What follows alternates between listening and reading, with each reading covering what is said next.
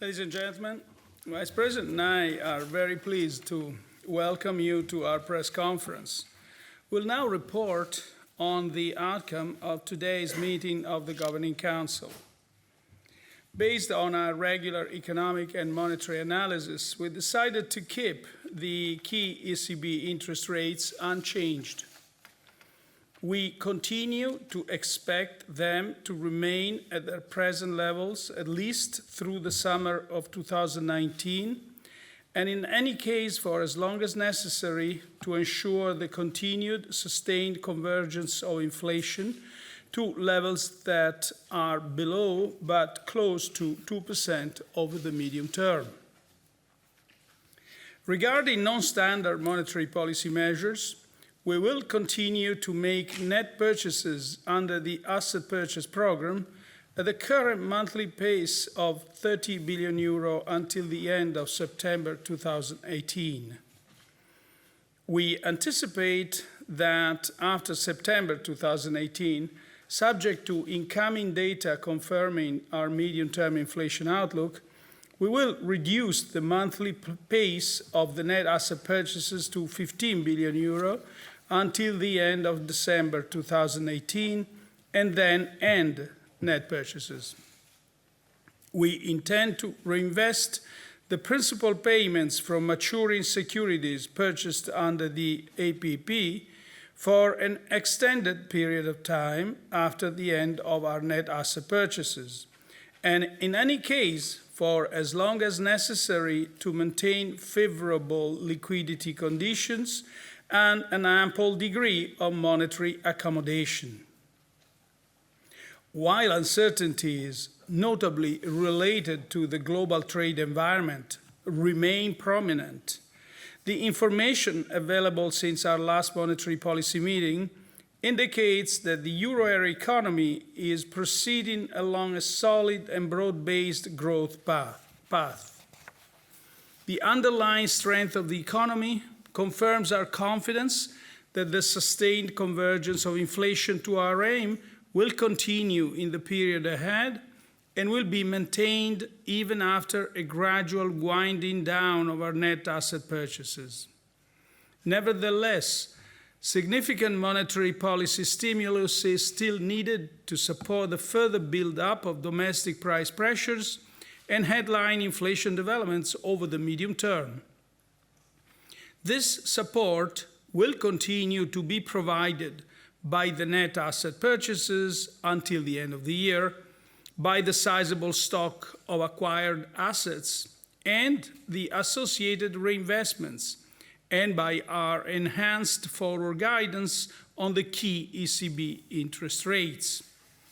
In any event, the Governing Council stands ready to adjust all of its instruments as appropriate to ensure that inflation continues to move towards the Governing Council's inflation aim in a sustained manner.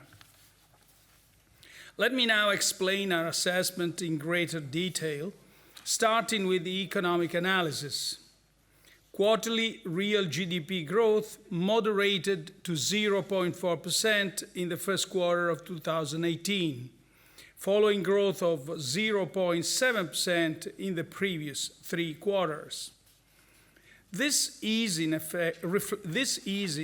reflects a pullback from the very high levels of growth in 2017, and is related mainly to weaker impetus from previously very strong external trade, compounded by an increase in uncertainty and some temporary and supply-side factors at both the domestic and the global level. The latest economic indicators and survey results have stabilized and continue to point to ongoing solid and broad-based economic growth in line with the June 2018 Eurosystem staff macroeconomic projections for the euro area. Our monetary policy measures, which have facilitated the deleveraging process, continue to underpin domestic demand.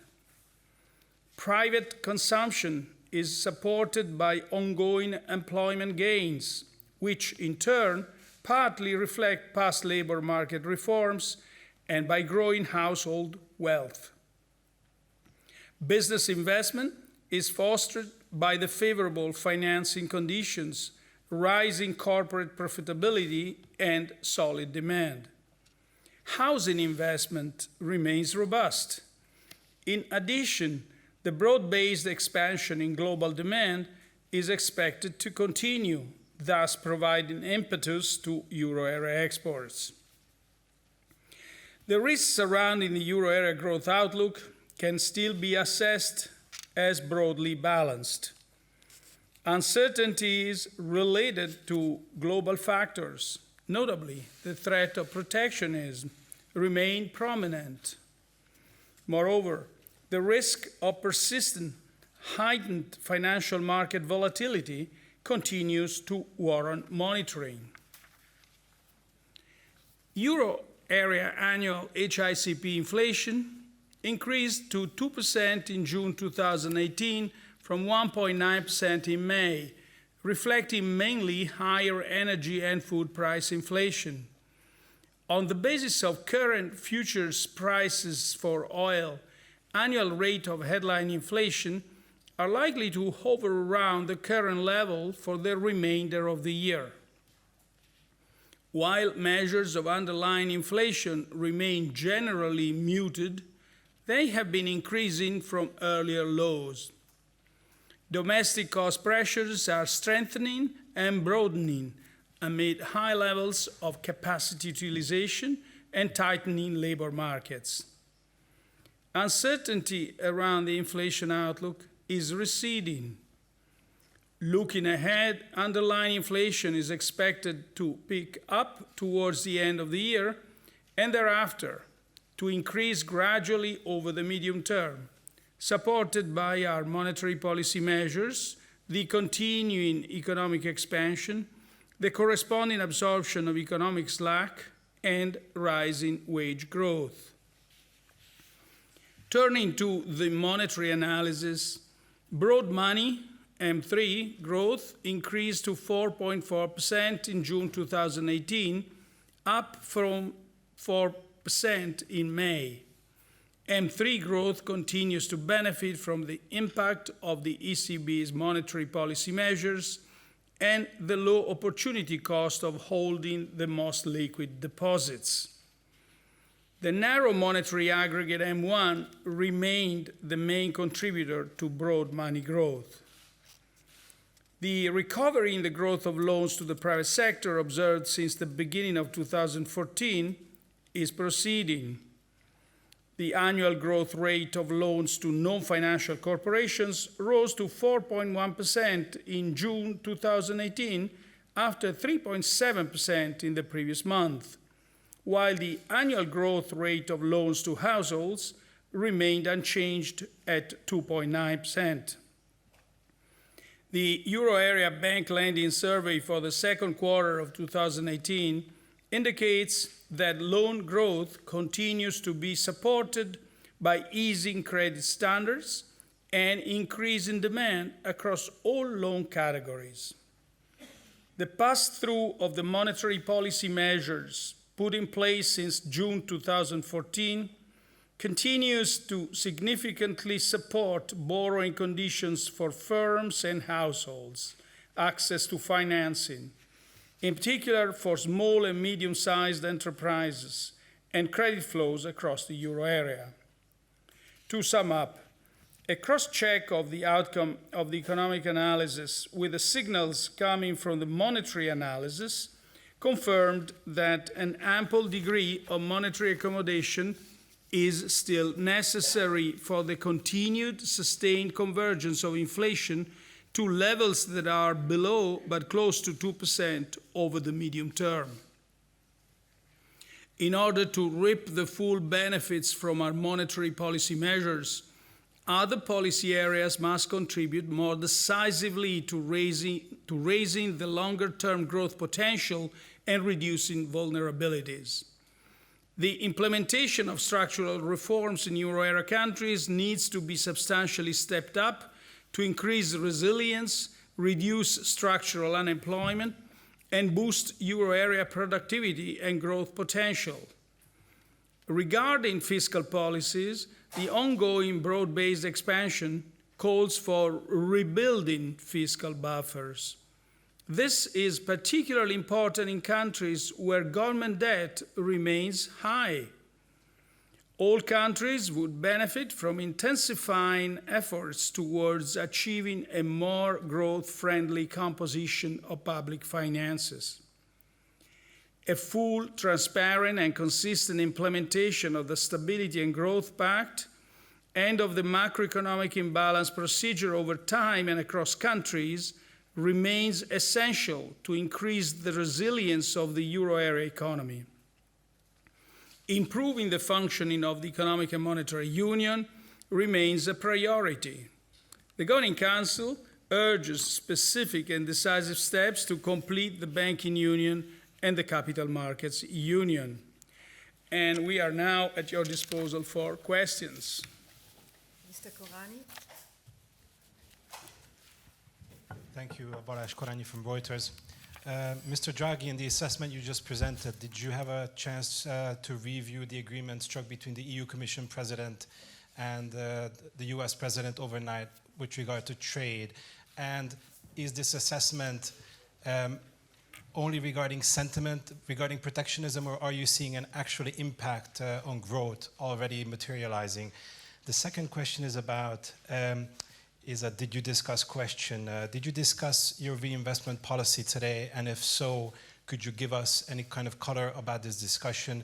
What decisions need to be made, and when should we expect a decision on reinvestment policy? Thank you. Well, on the first question, really, we basically took note of that. It's too early to assess the actual content.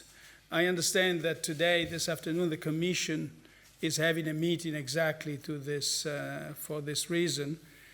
So we took note of this meeting, and if one can say sort of something that's kind of general, it's a good sign. It's a good sign because it's, in a sense, it shows that there is a willingness to discuss trade issues in a multilateral framework again. But it would be difficult for us to go beyond that because we really don't know the substance of it. No, we didn't discuss the reinvestment policy today. Mr. Ferris. Thank you. Tom Fellis from the Wall Street Journal. Mr. Draghi, you've suggested that interest rates will stay below zero for the next year or so. How comfortably are you making those kind of predictions or forecasts so far into the future, given that inflation is already above target, and you sound relatively confident about the outlook for the economy and inflation? My second question is, so the ECB is holding rates below zero while the Fed is raising rates quite quickly. I think it plans another 2 rate hikes this year. That's leading to a divergence between the two central banks, which has also weighed on the euro in the last few months. Do you think President Trump has a point when he complains about how Europe is weakening its currencies? Thank you. Thank you. On first question, let me stress that our enhanced forward guidance, which is both date-based and state contingent, conveys the Governing Council's expectations that key ECB interest rates, as I said in the introductory statement, will remain. We expect them to remain at their present levels at least through the summer of 2019, and in any case for as long as necessary to ensure the continued sustained convergence of inflation to levels that are below but close to 2% over the medium term. Now, this enhanced forward guidance has been very effective, as broadly reflected in surveys, market commentary, and market prices, in aligning expectations of the future rate path with the anticipations of the Governing Council. So at this stage, we don't see the need to modify or to add new language to our forward guidance on rates. Now, on the second question, different monetary policies do reflect the response of monetary authorities to different positions in the business cycle. There's we always said, we said several times that the exchange rate is not a policy target, that it's important for growth and price stability, and there is an international consensus that's been going on now for years, for decades perhaps, about abstaining from competitive devaluations of sorts. So it's that's the answer. Incidentally, if one looks at the nominal effective exchange rate of the euro vis-à-vis all the partners, all the trading partners, as a matter of fact, the euro has appreciated considerably over the last year and a half. Thank you. Mr. Skolimowski. Piotr Skolimowski, Bloomberg. Mr. President, I have a question again about the impact of protectionism. You obviously mentioned that you take note of the agreement, but also in your accounts of the last meeting, you said that the impact on inflation from potential protectionist measures is ambiguous and uncertain. Have you took a deeper look into it, and maybe you have already answers of a potential impact from those effects? And my second question, I know that you mentioned you didn't discuss reinvestment policies, but could you give us a broad outline on sort of your red lines where reinvestment policies won't change in the second phase when the net asset purchases are over? Thank you.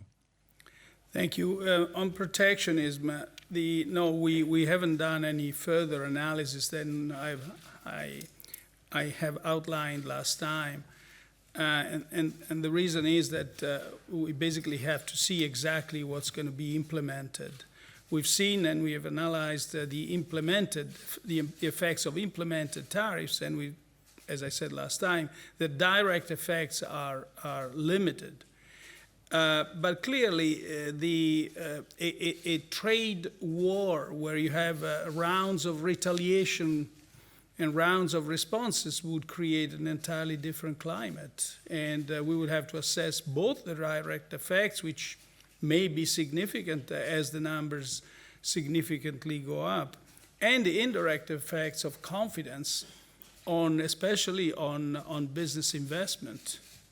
And that is what we haven't done anything different from last time yet. So we'll have to assess in the future.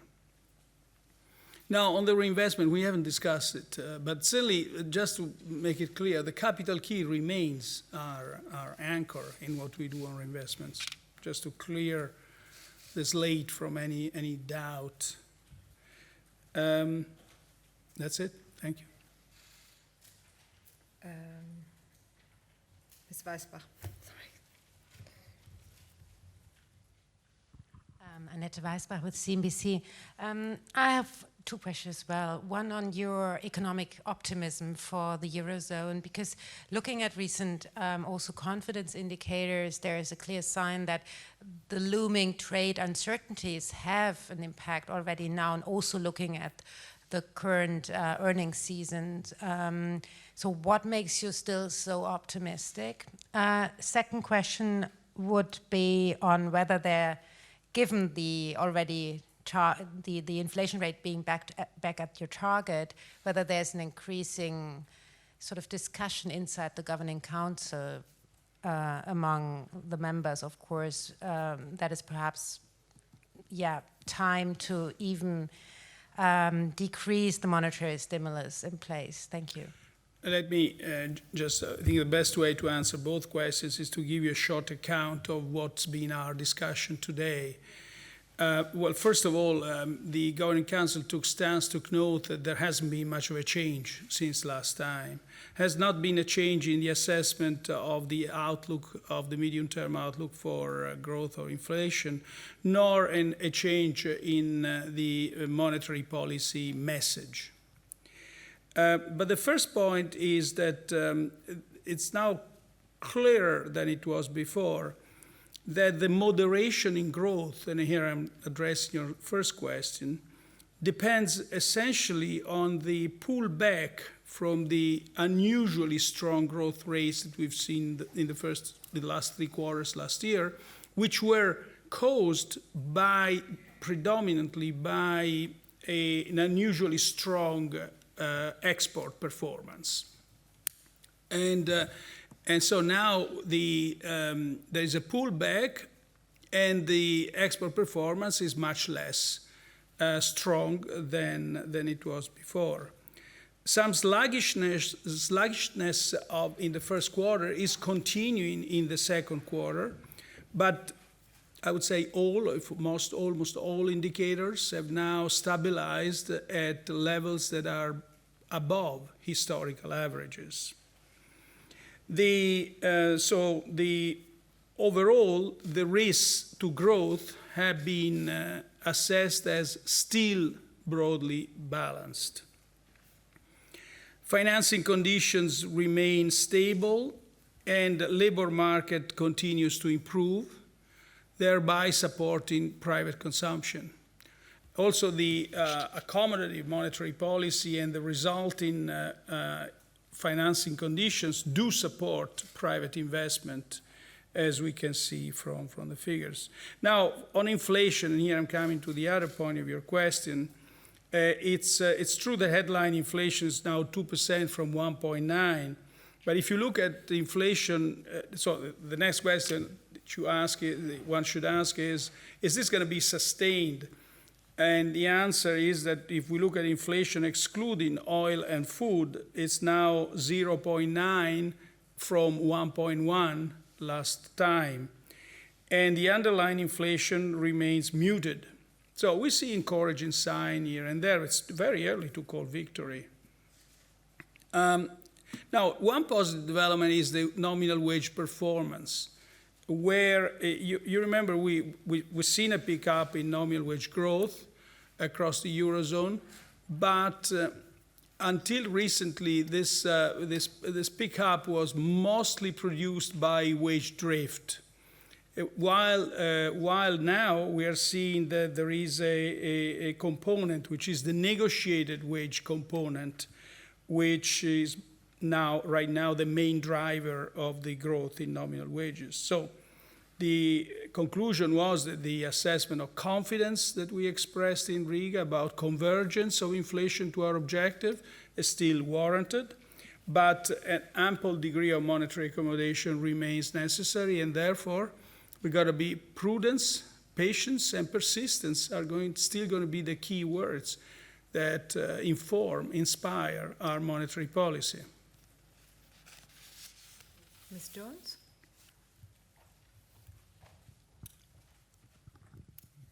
Mr. Draghi, 2 questions, if I may.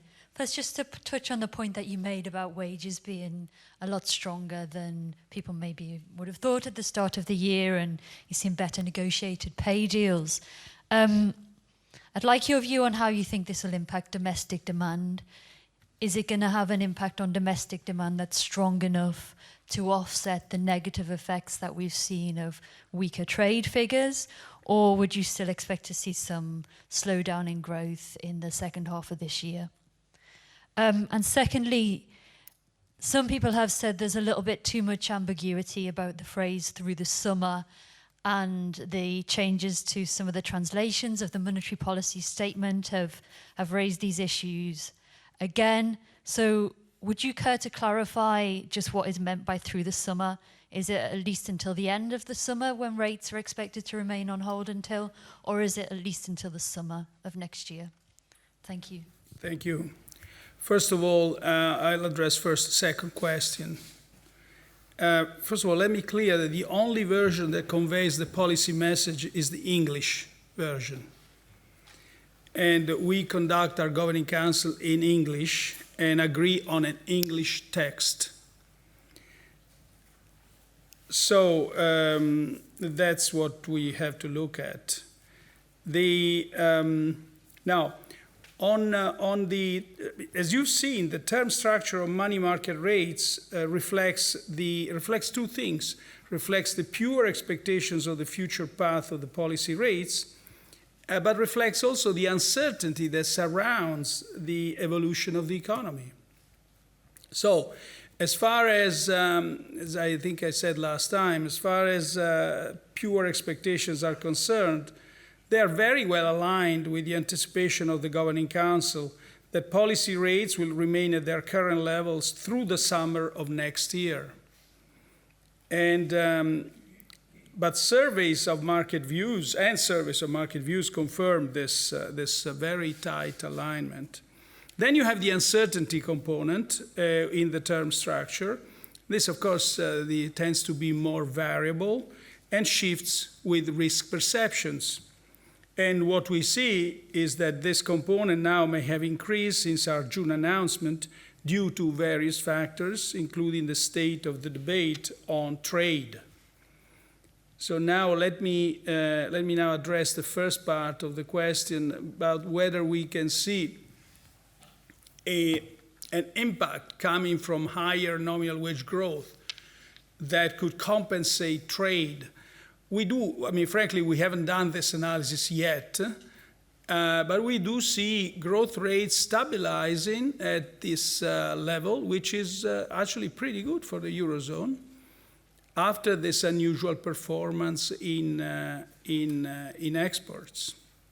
So we do expect the second part of this year to continue being on solid growth, broad-based across sectors and across countries. Mr. Lessmeister. Nick Lessmeister from ZDF. Mr. Draghi, one question about the Target 2 system. How do you rate the risk in this system, especially for the Bundesbank and also in compared to the National Bank, Italian National Bank, for example? Now, first of all, let me make a general point. Well, Target 2 is a payment system. As such, it doesn't generate instability. It's the way in which a monetary union settles its payments. And it's devised to make sure the money flows unencumbered across countries, individuals, sectors, companies, all economic agents. So that's the first thing that we should always keep in mind. The second thing is how do we interpret recent numbers, which show an increased number of target liabilities of certain countries?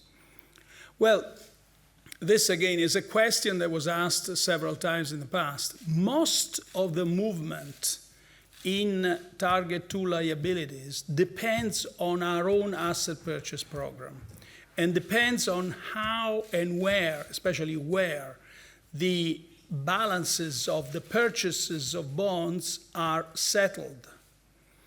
About 50% of the institutions, at least this was a number until a few months ago, but I think it's still valid, 50% of the institutions that sell bonds to the national central banks are not in the euro area and settle their account with one or two core countries where the financial centers reside.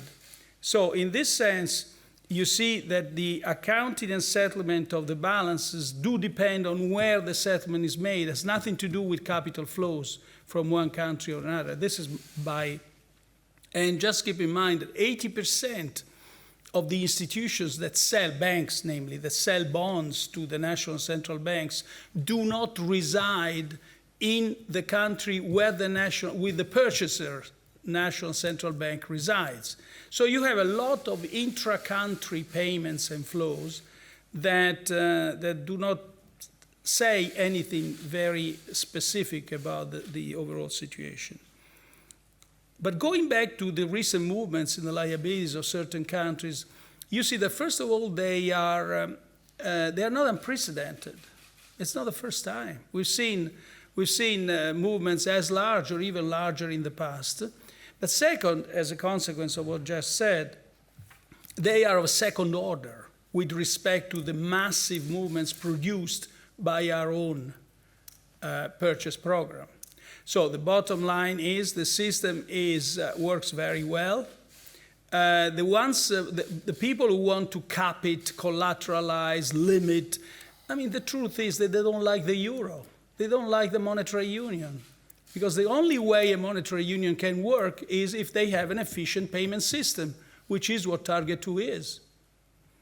And I think it's just too early to understand exactly what part of the liabilities do reflect political uncertainty. Thank you. Mr. Plickert? Mr. Draghi, you mentioned the capital key as an anchor for the reinvestment purchases. There will be a revision of the capital key. I think next year it's due. And you can easily compute something like those countries which have had more growth in the past, they will have bigger share of the capital than in the future.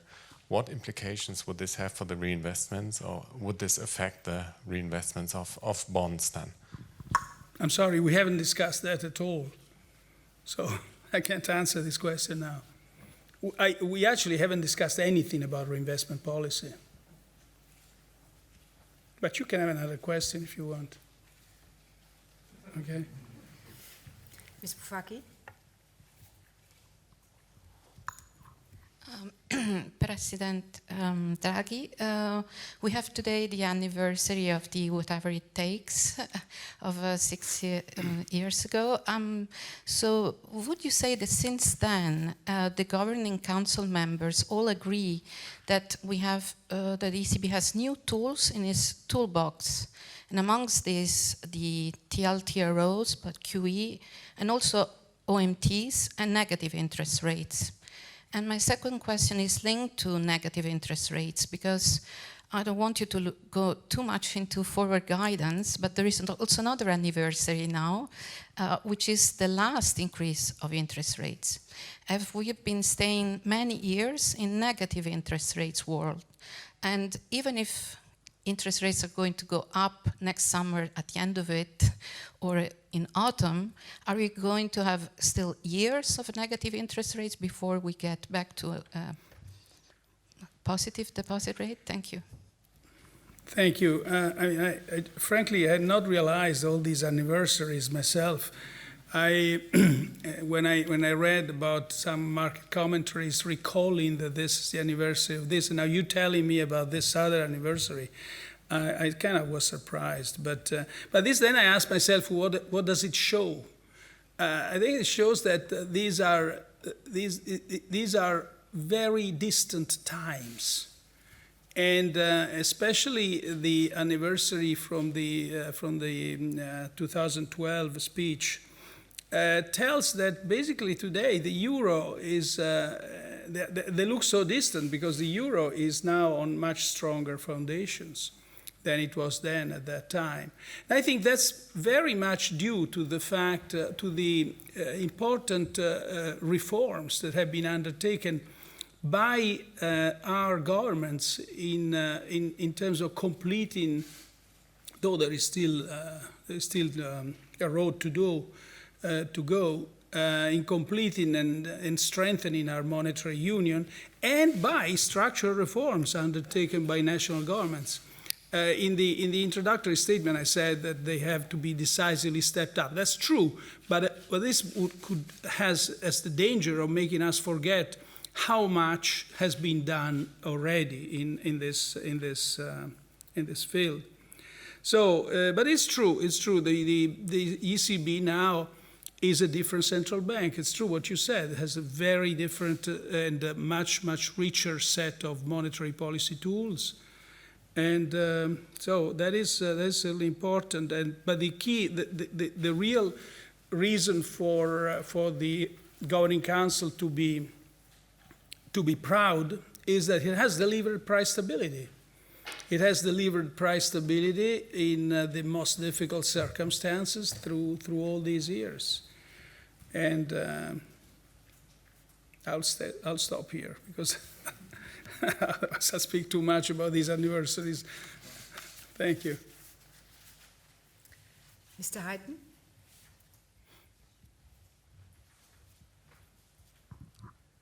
Luke Hyson, Market News International. Mr. Draghi, the ECB has cut Greece ELA to around 8 billion euros. I'm sorry, I can't hear you. Sorry, can you hear me now? Yeah. Sorry.